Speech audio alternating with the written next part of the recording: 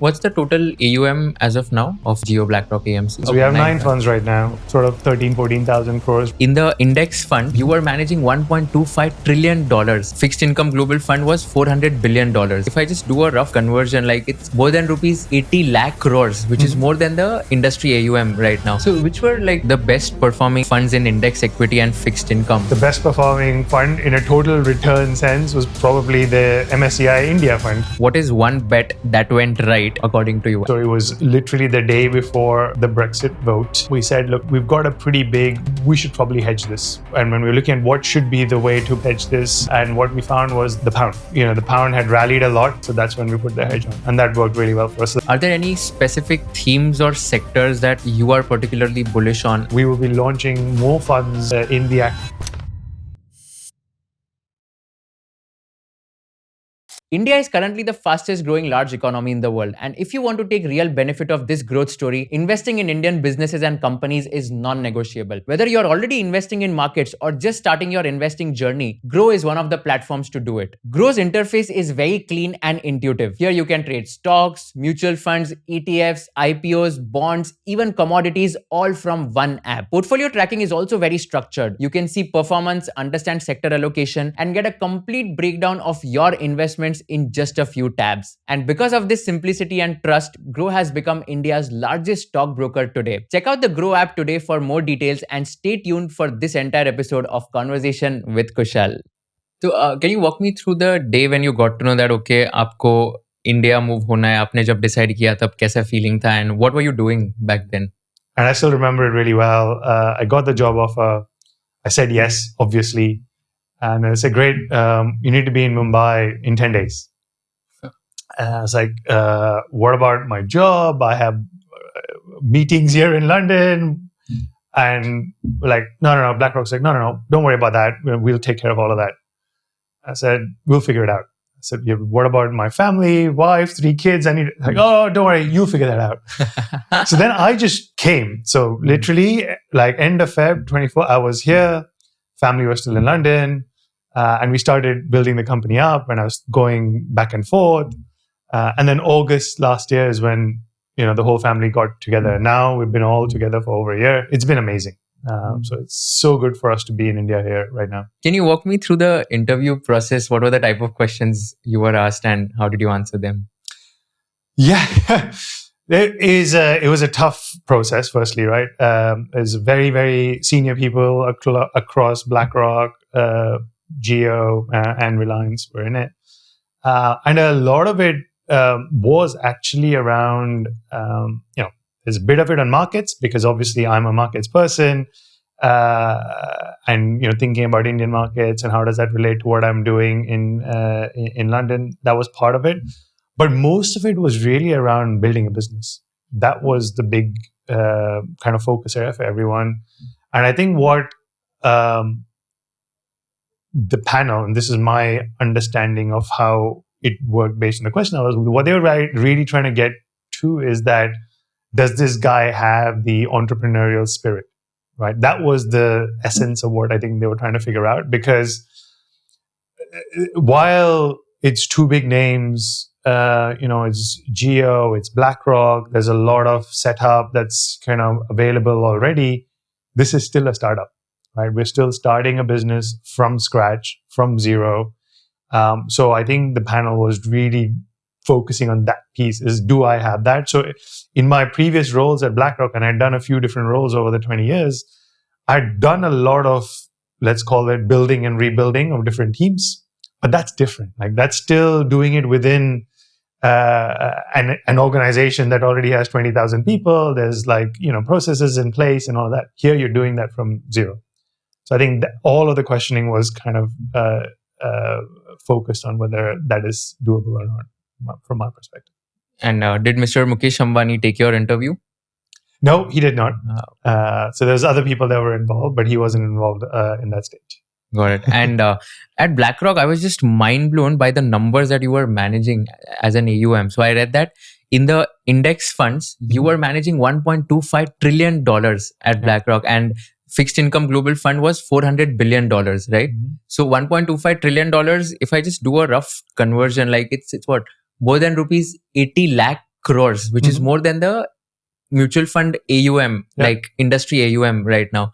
So it is just staggering. And I just wanted to ask you that when you were like managing this big amount of money, what were like some of the funds that were best performing at BlackRock, which helped you to scale to $1.25 trillion, which is almost one third of India's GDP? And what worked really well during that time?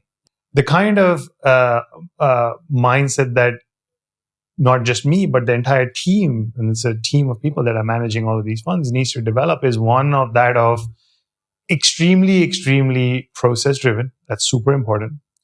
Really integrating well with the technology. And here we have the BlackRock's technology platform, Aladdin, which is what we were using there, and which is what we're using here in the joint venture as well.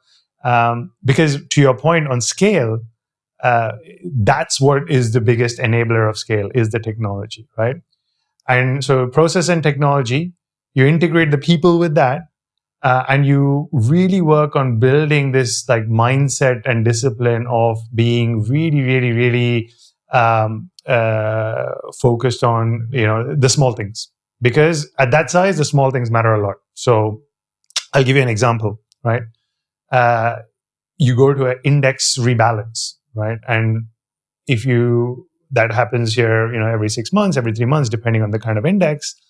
Now, on the biggest index rebalance days, which would typically be like an MSCI kind of index, which is one of the biggest equity indices in the world that is being followed, the global, let's say, trade just from a book like this would be in the billions of dollars, right? And that means that depending on what's happening in markets, that's a potentially very tricky trade to negotiate. So, planning, and index rebalance. And that's why we, at BlackRock and also at Jio BlackRock, we call our funds index funds. We don't call it passive funds because we believe there is nothing passive about indexing. There is a job to do, which is to track the index, deliver the benchmark returns. And it's not easy because in this kind of example, you have to really plan and say, okay, what is going to happen through the day? What are the specific stocks where liquidity could be a challenge because we're trading big size? And then do you do that all at the close? Do you do it through time, some before, some after? So you have to make a lot of decisions. So nothing is passive, right? So that is the mindset that we have had developed at BlackRock. And that is exactly what we brought here as well. Now, very different ballgame. We're starting from zero, but it's really important with the fact that our vision and mission is to grow, is to scale, and we're using the same technology here. So building the teams of people that have the same way of thinking, way of interacting with technology, having that process-oriented mindset is super important, and that's what we've really brought to India in terms of the culture, the way of thinking, best practices, all of that, in addition to the technology platform. So which were like the best performing funds in index equity and fixed income when you were working at BlackRock in the $1.25 trillion AUM? And what was like the highest amount of return that someone would have gotten in a period of, let's say, 5 years? And which fund was that? So it's very different just because of the range of funds that are available, right? So index equity, for example, we're tracking benchmarks, right? And we track benchmarks across the world. Actually, the best performing fund in a total return sense was probably the MSCI India fund, because India has been doing so well for the last 5 years, right? And I don't track each of the individual indices as closely anymore globally, but it's more, so when we talk about the fund returns for an index fund, is really driven by the index returns. But what we really measure is the tracking difference. That's really important. So that is what matters to the customer, right? Because the customer is paying us money to say, okay, I'm paying you whatever it is, 5 basis points, 10 basis points, whatever the TER is, to track that index.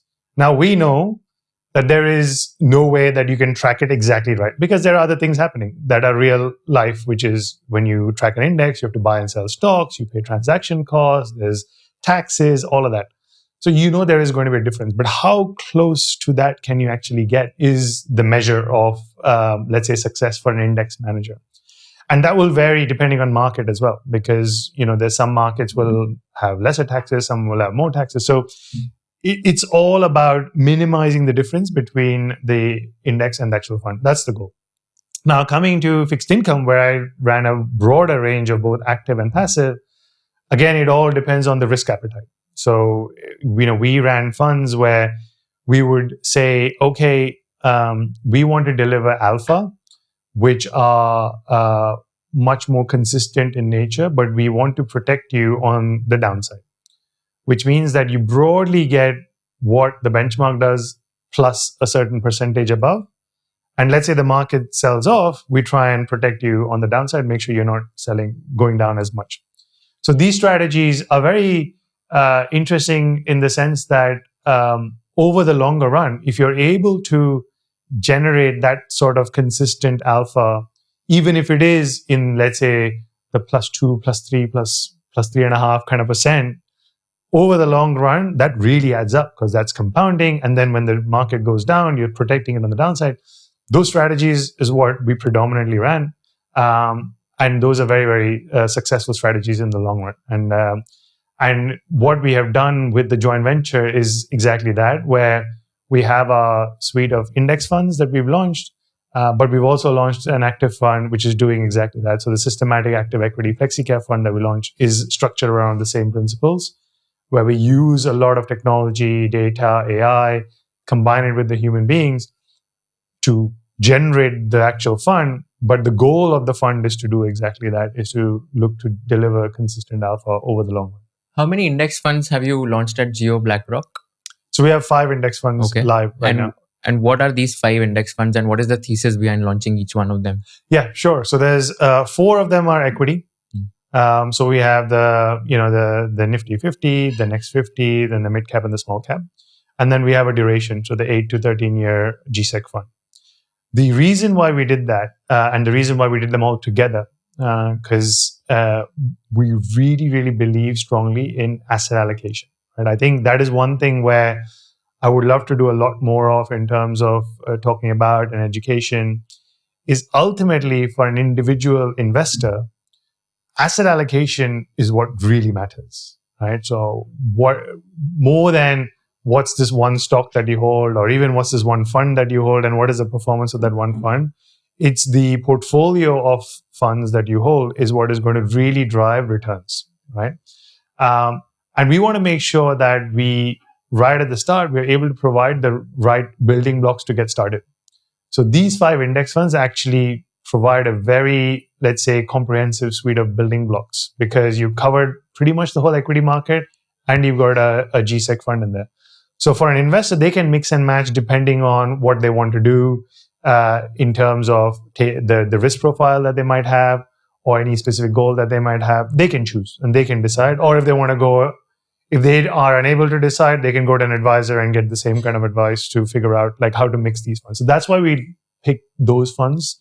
But that's just the core building blocks, right? And I think what you will see from us coming forward, and you've already seen that with the next fund, which was the FlexiCap Active Fund, we want to provide more and more different types of building blocks so that people can choose and say, okay, what is the right mix of funds in my whole portfolio that I want to build? And that's kind of how we are approaching our initial phase. What's the total AUM as of now of the Jio BlackRock AMC?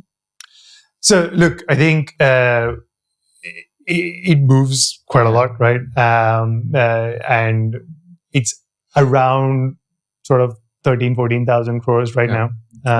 This is across all the 6 funds? Across 9 funds. Okay, we have 9 funds right now. Okay. And remember, we also have a suite of funds that are mainly there to provide liquidity. So we launched the first set of funds that we launched are cash funds. So these are primarily your overnight liquid money market, which are primarily used by institutions and corporates for their cash management purposes. We actually have seen a lot of retail participation in that as well, which we're very excited about, to see that there are retail investors using liquid cash funds as part of their investment portfolio. But by nature, they are there to provide liquidity. So yeah, it will move around. We expect it to move around. what I really look at is the number of investors, right? And I think that's where so far we're really encouraged with the start that we made. We're only 4 months in to our launch, but even within our first NFOs, we had brought in over 750,000 investors into our funds, right? And now it's over 800,000 as we speak right now. And that's something that we really look at closely, because our mission here in India is to provide, easily affordable, accessible, simple solutions to make it easier for more and more people to move from just being savers to becoming investors. That's the mission. So that's the thing that we track the most, more so than AUM. And some of the early signs that I'm seeing, which I'm really encouraged by, is that actually 10% of our investors are first-time mutual fund investors, right? So, and we can track all of this, right? So the ability for us, and we haven't even talked about kind of how we approach the market, mainly through digital means. So it's all digital, it's all direct. And the fact that through the phone and other digital platforms, we're able to bring more new people into the industry is super encouraging for us to see, because that is, as I said, what we're here to do. We're here to grow the market. The other things that we find really, really encouraging and interesting are that nearly 40% of our retail AUM is coming from the B30 cities, so beyond the top 30 cities, which is higher than the industry average. So industry average is, I think, around 28, 29%. Ours is 40%.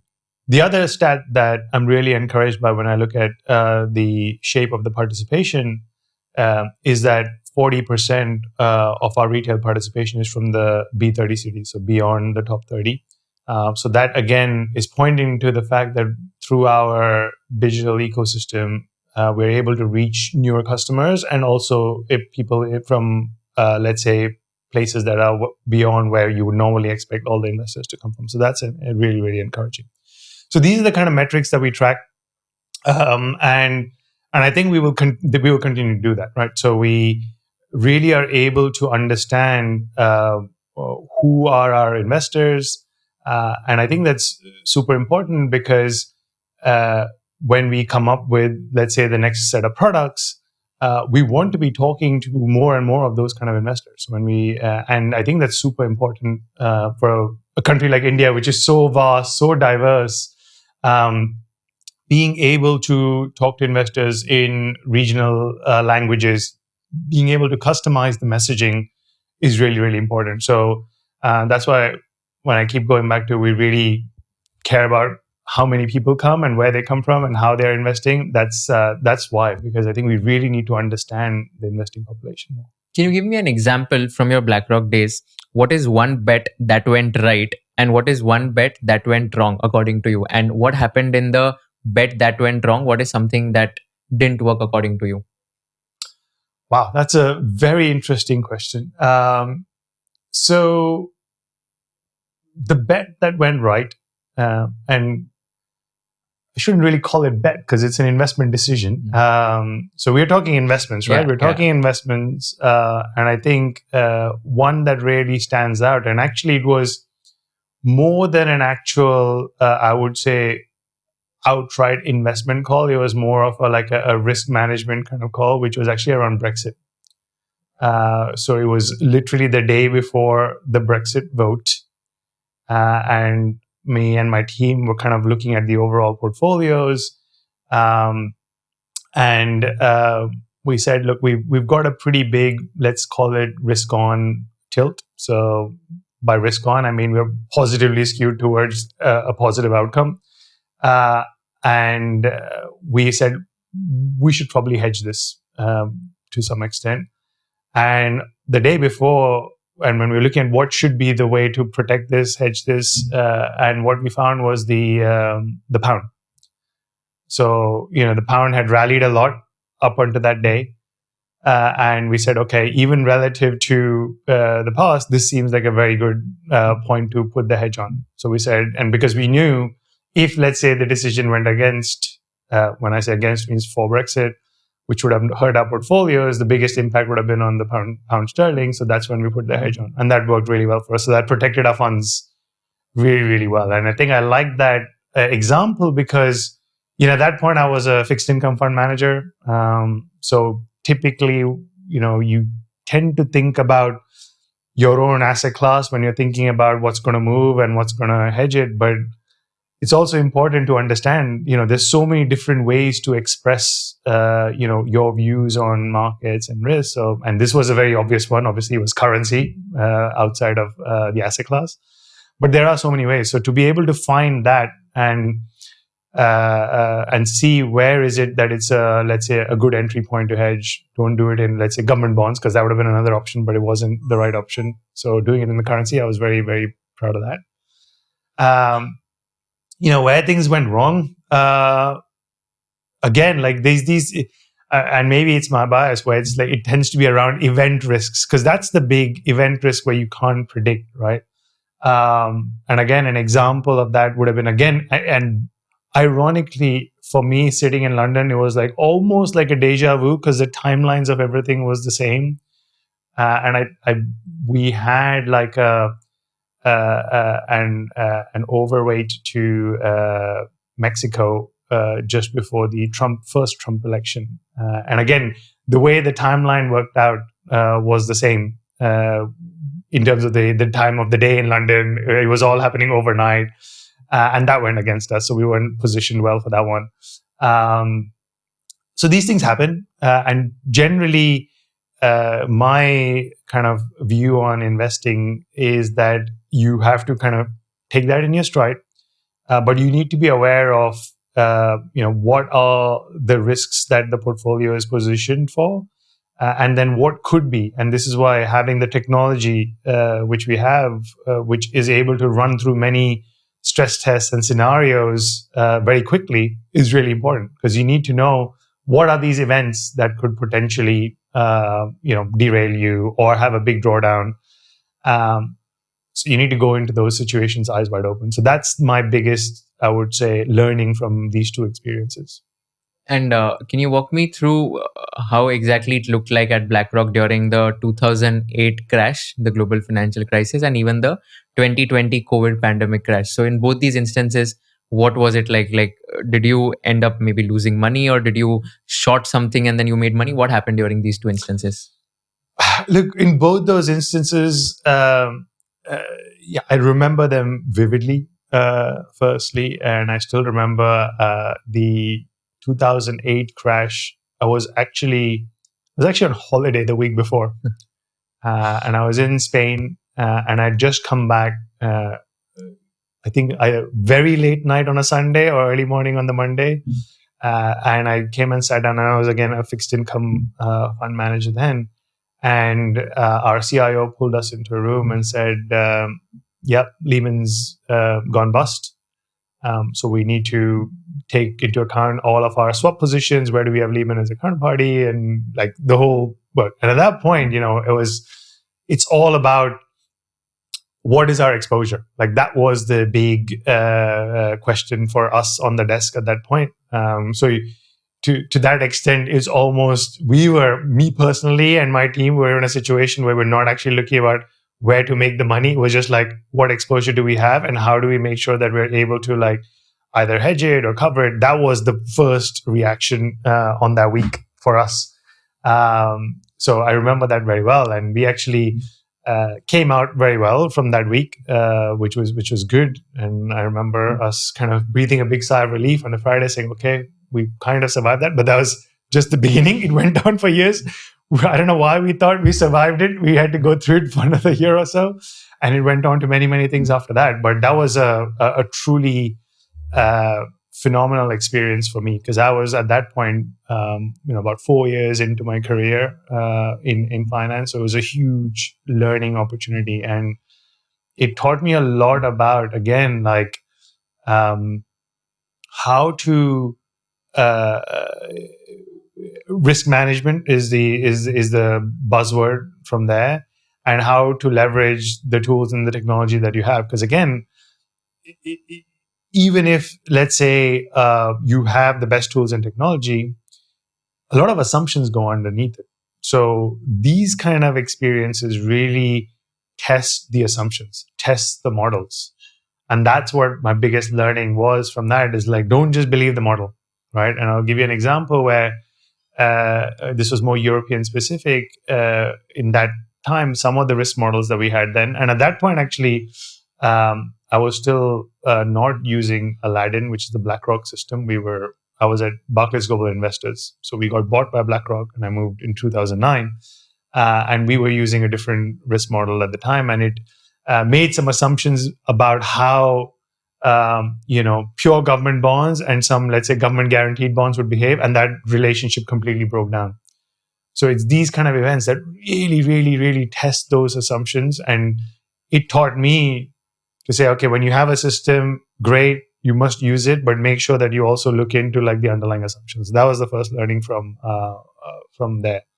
COVID, again, super interesting for me, apart from being super scary, obviously for all of us, was that at that time I was very much involved in the ETF business at BlackRock, and the amount of stress and strain that was put on the ETF market, especially fixed income ETFs. I was doing fixed income ETFs at that time. We had never gone through an event like that before.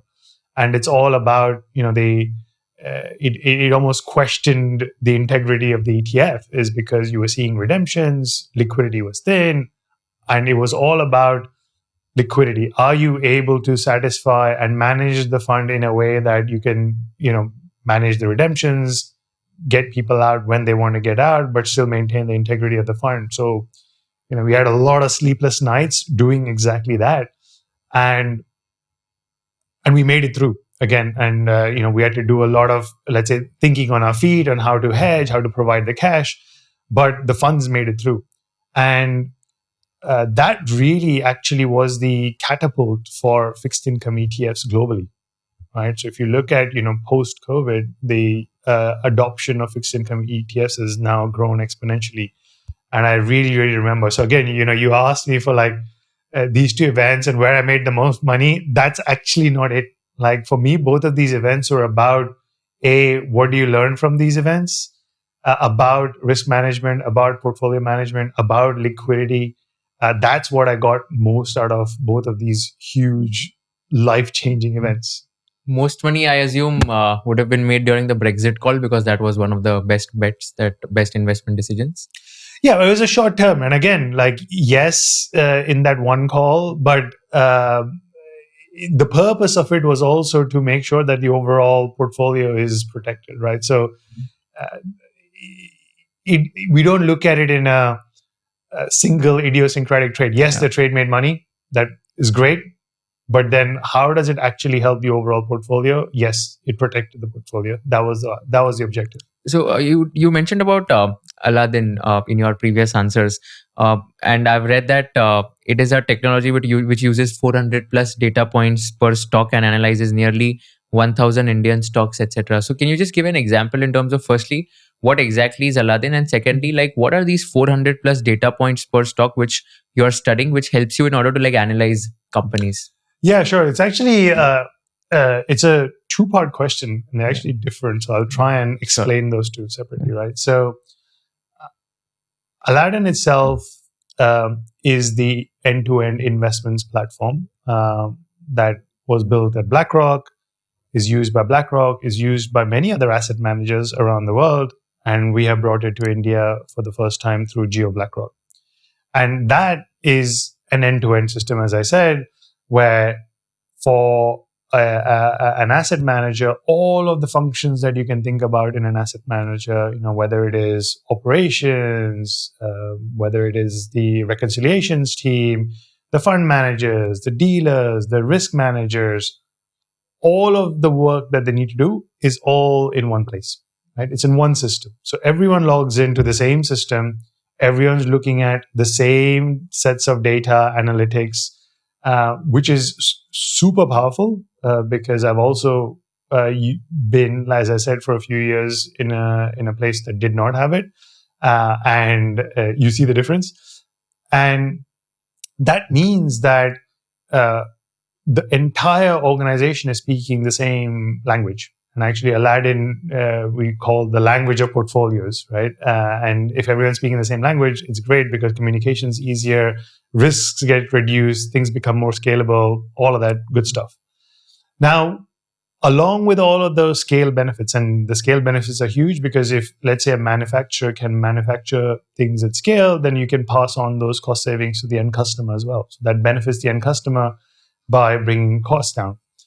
Then innovation is the other big piece, and we'll get to that in the second part. So this technology also enables new ways and new ideas of investing, right? And that's the part that you were talking about in terms of the number of data sets that we can analyze. So within BlackRock, there is a group known as Systematic Active Equity.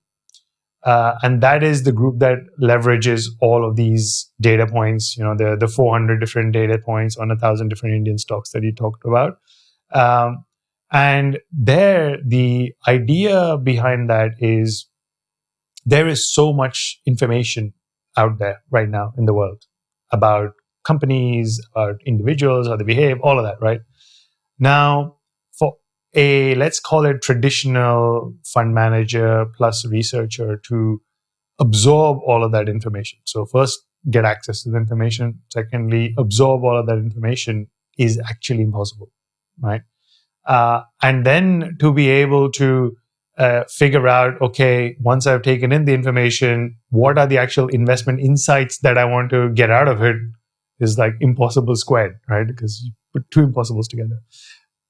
Now, with the technology, so with Aladdin, this team is able to first collate, clean all of that data, which is super important.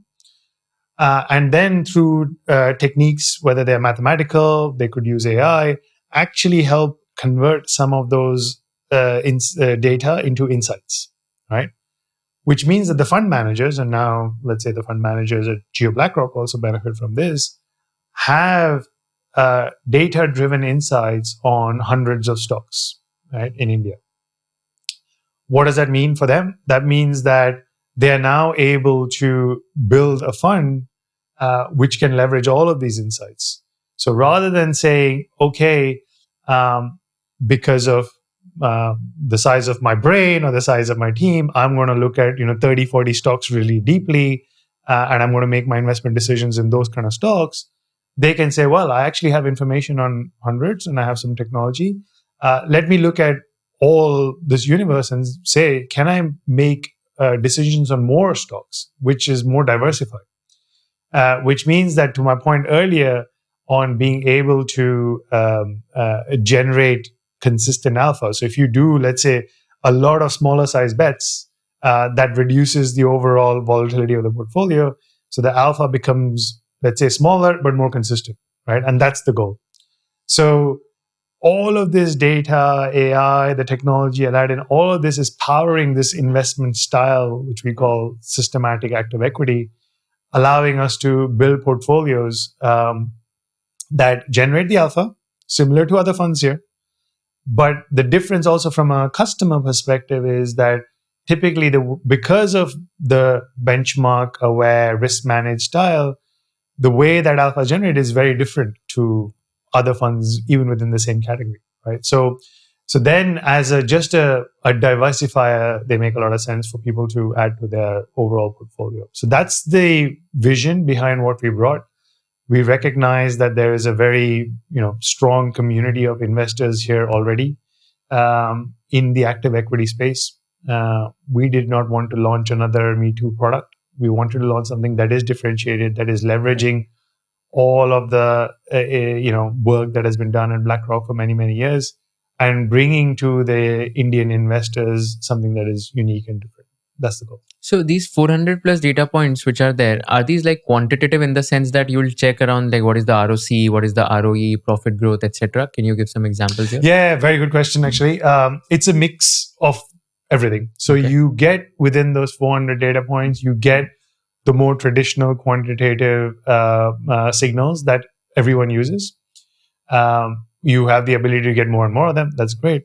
But you can also bring in what we call alternative unstructured data points as well, right? So this is very complementary to the original set, because let's say the quantitative data that you talk about is real fundamentals. That's what drives economies. That's what drives markets. That's also what drives stock prices.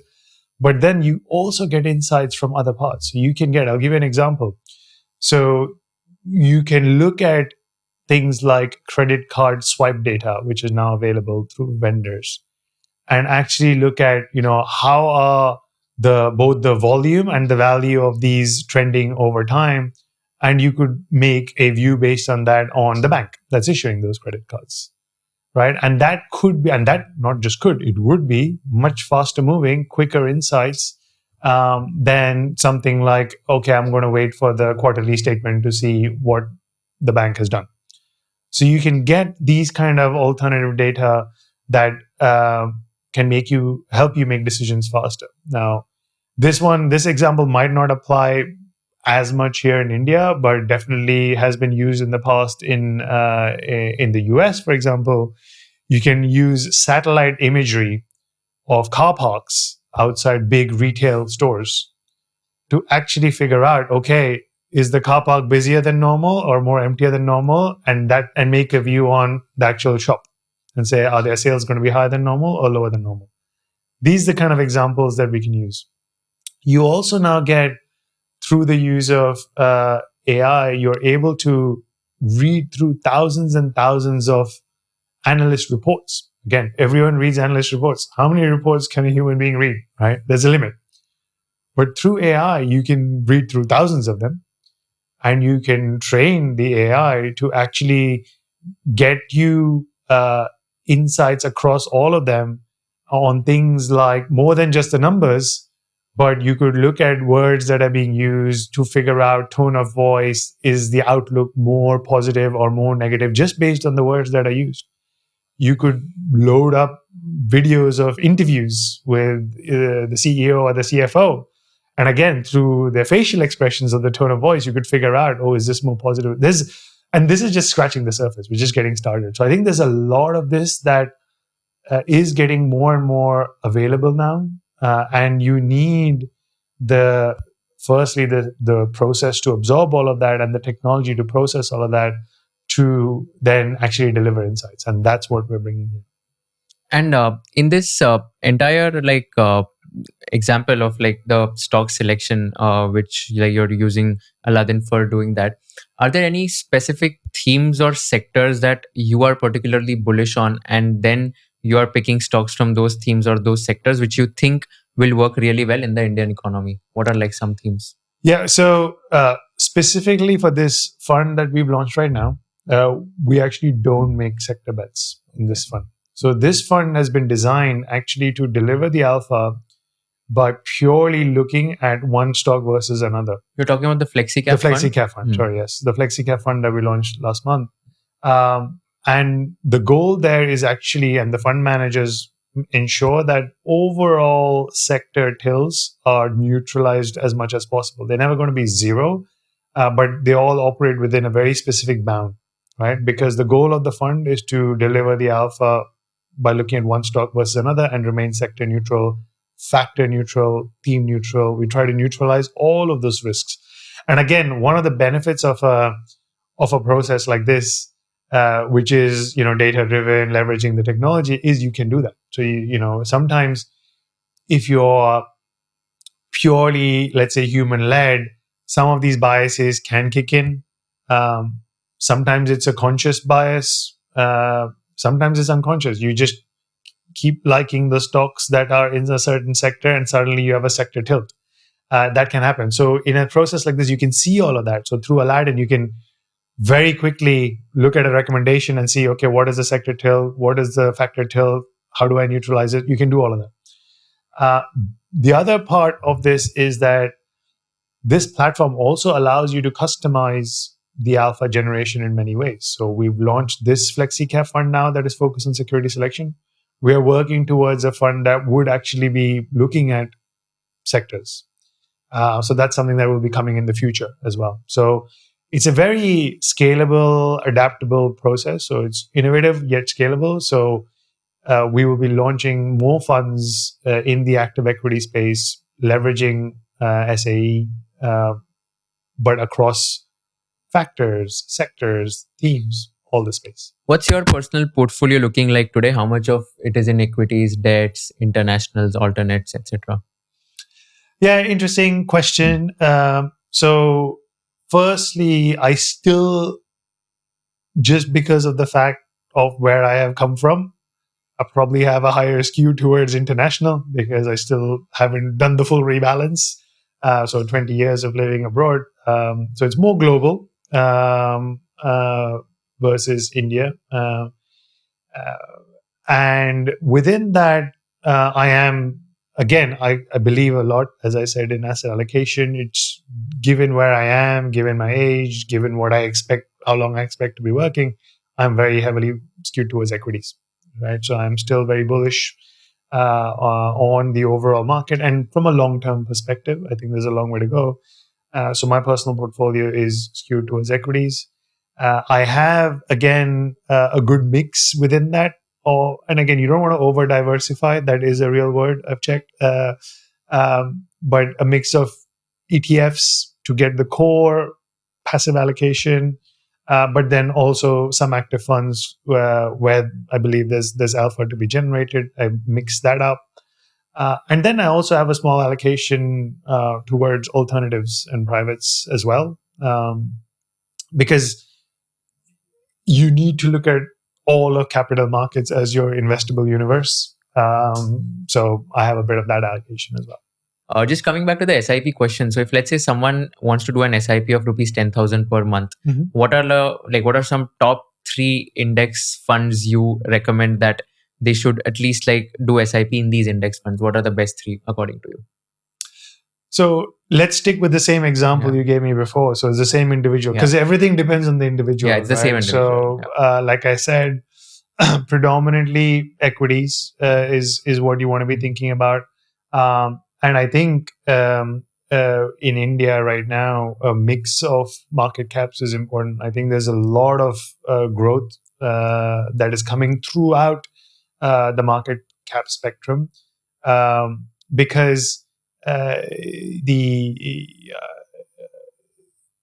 think people are getting more and more encouraged by the robustness of the public markets here. I think that's a really, really positive sign for me. Public equity markets specifically as well, right? So you're seeing more IPOs come.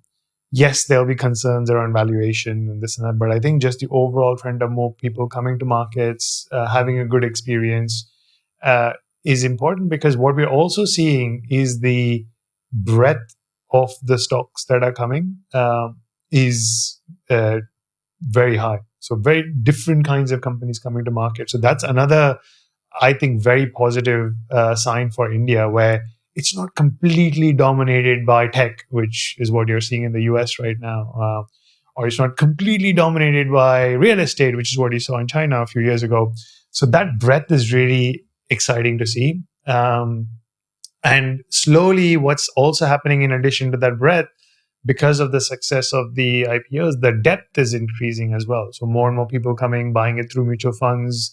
That means that the liquidity of each of the stocks increases. So the depth of that goes up, which means that if people don't like it, they're able to get out at a reasonable price. All of that is important. So for me, for that person, individual, I would recommend a set of index equity funds across the market cap spectrum. I'd put some small amount in a more stable kind of asset. It could be a duration fund. It could be like a shorter duration or a liquid cash type of fund.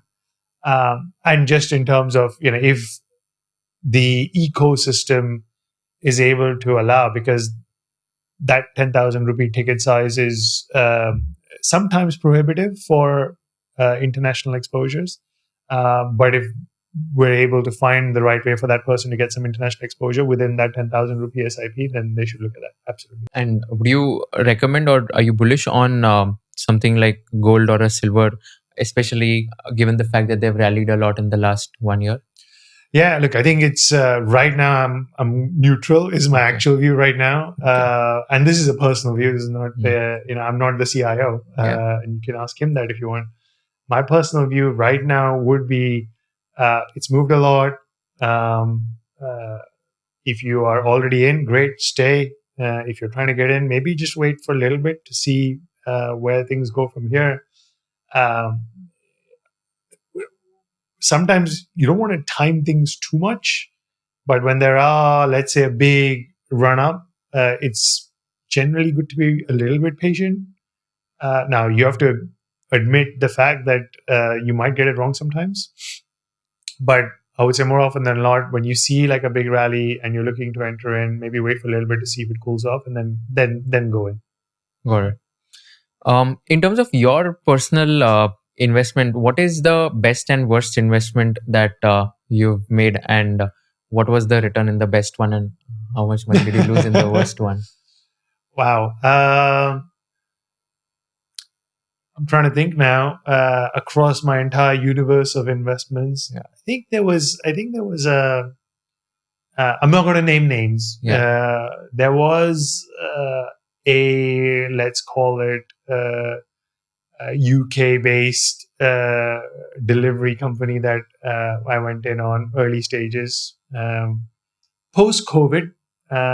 So I was maybe a bit late on that whole delivery cycle.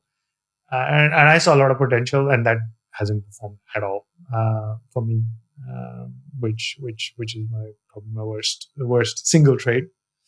Um, the best one actually is probably my core equity ETF. Actually, again, the benefits of being disciplined, being long term. I've had that core equity allocation for a long time, and it's just done really, really well. So if I singled out all the line items on my account, that core equity ETF allocation is my best performer. What would be the percentage CAGR on that core equity ETF? I mean, we're talking global equity, so it's a different world to where we are right now. But I haven't checked it more recently. I probably should, to be honest. But yeah, it's over the time horizon that I've held it.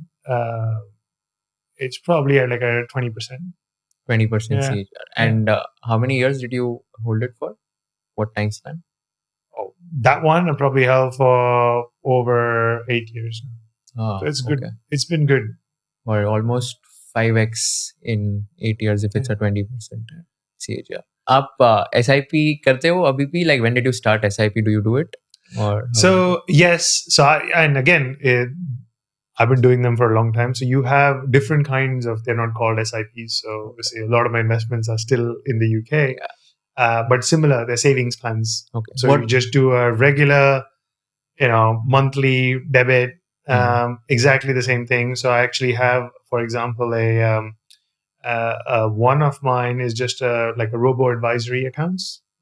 So which is simply, it's like a wealth advisor, but it's a robot. So I have that in the UK. How does it work exactly? So similar, you do your risk profile. You say, this is where I am, this is kind of my income, this is what I'm expecting, and here are some of my goals. And it'll assess and say, okay, like you get most of the risk profiles here, but then it gives you an asset allocation, and then it just manages that asset allocation for you. But it's not a human. It's a robot. It's a robot. It's a robot that does it. And it's done quite well, actually. And similar, you can do a lump sum. You can do an SIP into that as well. So I have that in the UK that I just have like a regular plan that goes into. Super interesting.